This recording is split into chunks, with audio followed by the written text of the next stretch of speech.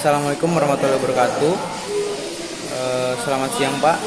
Mohon izin, saya Arik Nurafi dari Nautika 3F NIT 241123, ingin menjelaskan isi dari bab 1 saya.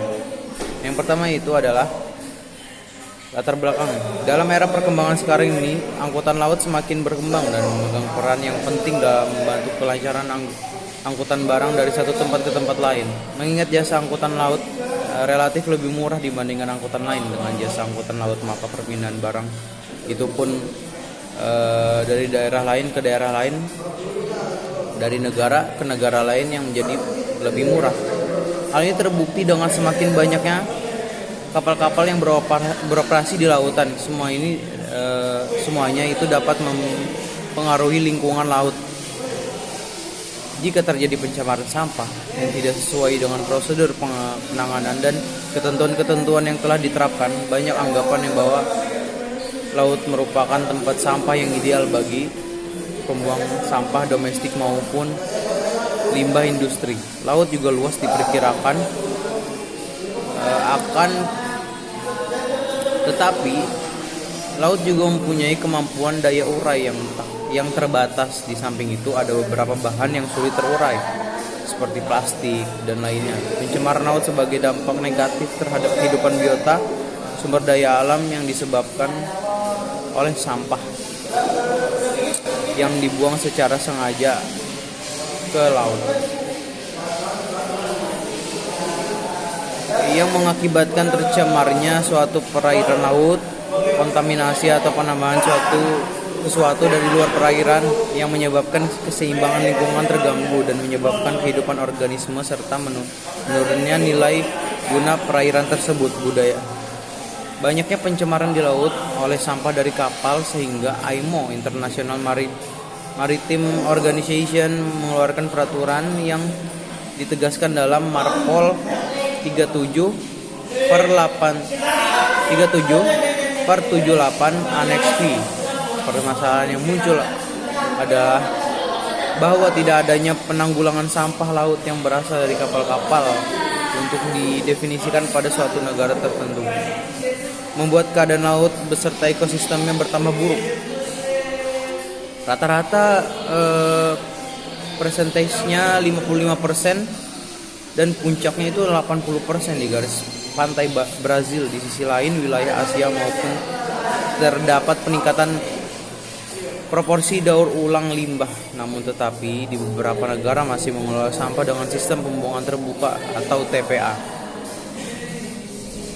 Negara yang menjadi prosedur sampah plastik terbanyak adalah Thailand dan Filipina dengan sekitar 16% produk plastik, diikuti dengan Malaysia dan Tiongkok memproduksi sebesar 13% sampah plastik, dan Indonesia dan Vietnam masing-masing sebesar 8% dan 3% produk plastik. Sampah plastik laut yang tidak hanya berdampak pada ekosistem biota laut namun juga perekonomian dunia.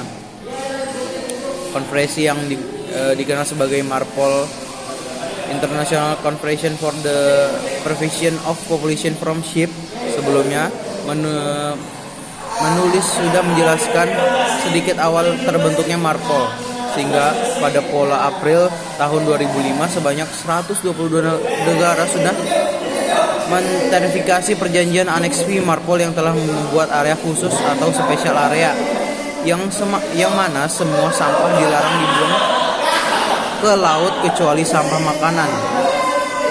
Area khusus tersebut yaitu Laut Mediterania, Laut Baltik, Laut Hitam Merah, Teluk Persia, Teluk Aden, Laut Utara, area Antartika, dan Laut Karibia. Konvensi-konvensi yang sudah dibuat, masalah selanjutnya adalah bahwa peraturan yang dibuat tetaplah dilanggar. Masih banyak kapal yang melanggar untuk membuang sampah, dan dampaknya adalah 6,5 juta ton plastik dibuang ke laut tiap tahunnya. Dan mematuhi aturan-aturan tersebut diharapkan dapat tercapai suatu lingkungan laut yang bersih dan bebas dari pencemaran, mengingat akhir-akhir ini pencemaran laut telah menjadi suatu masalah yang perlu ditangani secara sungguh-sungguh. Berdasarkan uraian di atas, maka penelitian ini mengambil judul Analisis Penerapan Garbage Management di Kapal. Adapun rumusan masalah yaitu bagaimana penerapan garbage management plan dalam upaya pencegahan populasi yang sesuai dengan Marpol 37/78 Annex P. Tujuan penelitian yaitu untuk mengetahui cara menanggulangi pencemaran sampah di laut akibat penanganan dan pembuangan sampah yang tidak sesuai dengan prosedur dan aturan yang disyaratkan dalam Marpol 37/78 Annex P. Oke, itu saja dari saya. Terima kasih banyak. Assalamualaikum warahmatullahi wabarakatuh.